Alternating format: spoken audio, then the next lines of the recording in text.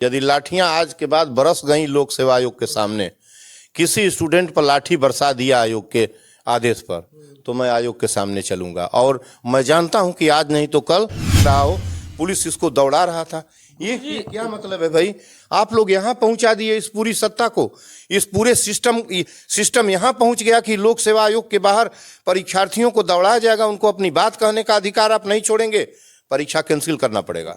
इस वक्त हम गोरखपुर में है और पूर्वांचल के गांधी कहे जाने वाले डॉक्टर संपूर्णानंद जी के पास में हूँ। जिस तरीके से इन अभ्यर्थियों के ऊपर लाठियां बरसाई जा रही हैं, उनको मार के भगाया जा रहा है, उन सब चीजों पे पूर्वांचल के गांधी जी क्या कहेंगे? ये गलत है पूरी तरीके से, ठीक है ना? ये जुर्म है, ये अपराध किया जा रहा है, ये राइट है। जिन परीक्षार्थियों ने, प्रतियोगियों ने वो परीक्षा दी है, वो परीक्षा उन्हीं के लिए हुआ है। और यदि उन्होंने पब्लिक सर्विस कमीशन के पेपर आउट होने पर सवाल खड़े किए हैं, तो ये सवाल खड़ा करना उनका राइट है। और आयोग के बाहर बैठ के क्या उनको ये भी कहने का अधिकार आप छीन लेंगे कि पेपर आउट हुआ है परीक्षा में? और आपने पुलिस क्यों लगा दी? आपने पुलिस क्यों लगाई? हथियार बंद पुलिस क्यों है? और मैंने देखा कि एक पुलिस वाला, दो पुलिस वाले कॉलर पकड़ के खींच रहे हैं एक जवान को। एक युवा है, प्रतियोगी है, वो क्लास 1 की सर्विस के लिए, वो जो ARO की परीक्षा है, वही विद्यार्थी IAS में बैठ रहा है, वही PCS में बैठ रहा है, सभी आप उसका कॉलर पकड़ के, उसका सम्मान नहीं है? वो किसी माँ बाप का बेटा नहीं है? कॉलर पकड़ के क्यों खींचा गया public service commission Allahabad building के सामने? किसी भी परीक्षार्थी को कॉलर पकड़ के आपने, पुलिस ने क्यों खींची? ये पहले बताना पड़ेगा आयोग को।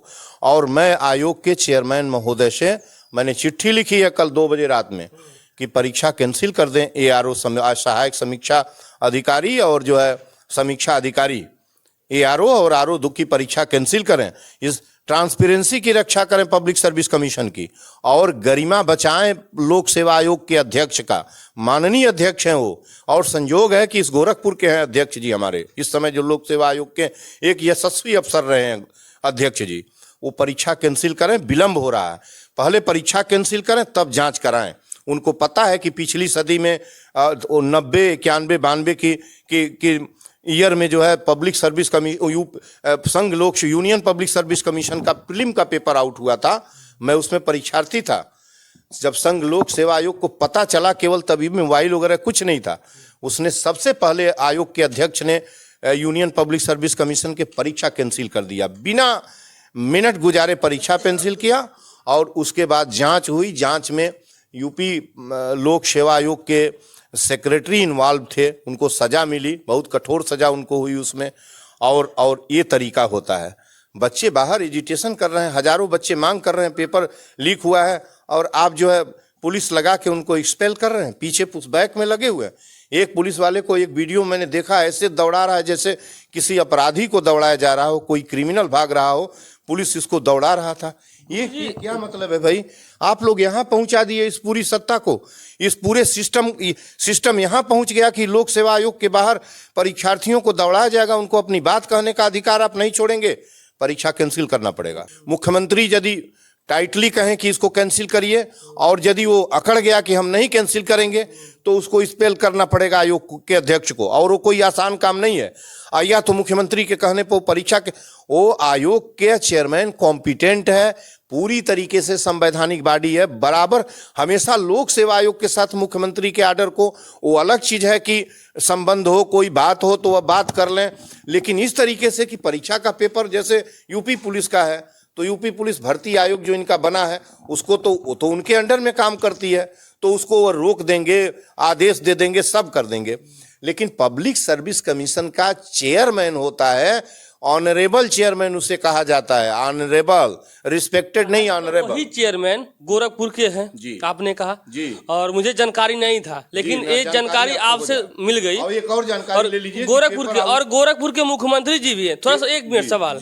गोरखपुर के मुख्यमंत्री जी हैं और आयोग का भी अध्यक्ष गोरखपुर से ही हैं। अब दोनों लोग गोरखपुर से हैं। बात ये होती है जो जैसे यूपीपी पेपर का गोरखपुर के मुख्यमंत्री योगी आदित्यनाथ अपने सोशल हैंडल पे लिखते हैं पेपर जो निरस्त कर दिया गया, अब 6 महीने बाद पेपर होगा, इसलिए गोरखपुर के मुख्यमंत्री जी के मैंने इसमें इल्जाम किया हूं कि आरओ यारो वाला क्यों नहीं निरस्त किया जा रहा है। वो कर देंगे। मैं अगर ऐसे ही लोग लाठियां खाते रहेंगे फिर कौन आगे आएगा, कौन आवाज उठाएगा? मैं यार कह रहा हूं ना कि लाठियां नहीं खानी पड़ेगी। यदि लाठियां आज के बाद बरस गई लोक सेवा आयोग के सामने, किसी स्टूडेंट पर लाठी बरसा दिया आयोग के आदेश पर, तो मैं आयोग के सामने चलूंगा। और मैं जानता हूं कि आज नहीं तो कल संजय जी हैं, ऑनरेबल यहीं के हैं, वो आज नहीं तो कल आरओ की परीक्षा कैंसिल शीघ्र ही आज कल में आपको सूचना मिलेगी।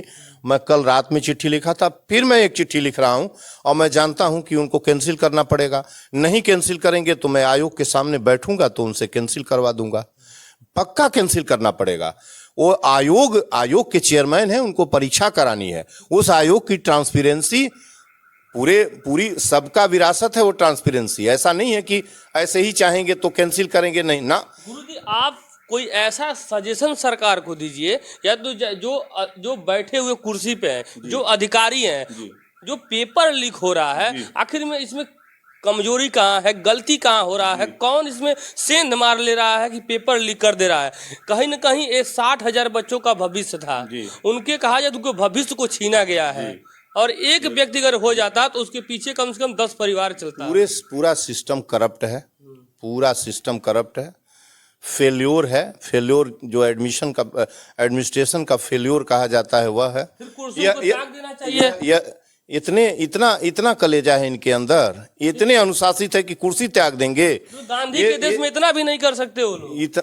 गांधी के देश में गांधी को ही गोली मार दिया, 79 साल की उम्र में गोडसे ने गोली मार दिया। भगत सिंह से 3 साल बड़ा था वो, 3 साल छोटा था, 4 साल। उसने गोडसे गांधी को ही गोली मार दिया, और भगत सिंह ने उधर जो है वो लाहौर में गोली किसको मारा? सैंडर्स को गोली मारा।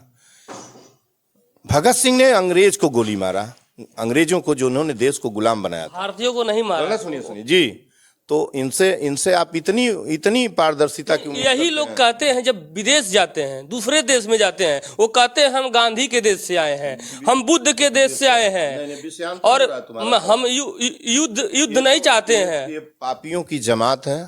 तो फिर जब बुद्ध के देश से आए हैं, बुद्ध की धरती से आए हैं, गांधी की धरती से आए हैं, क्या गांधी जी यही पाठ पढ़ाए थे इन लोगों को? क्या बाबा साहब यही संविधान की आजादी देता है कि आप लोग लाठियां बरसाओ, कोई आंदोलन करे, कोई अपनी बात को रखे? ये अपनी जो तानाशाहियत है उसके मुकाम पर चल रहे हैं, अपने ऊपरी सीमा पर चल रहे हैं।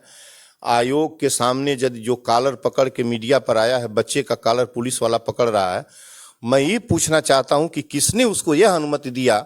वो बच्चे के पास, सभी लोगों के पास, पुलिस वालों के पास हथियार हम देख रहे हैं लटक रहा है कंधे पर।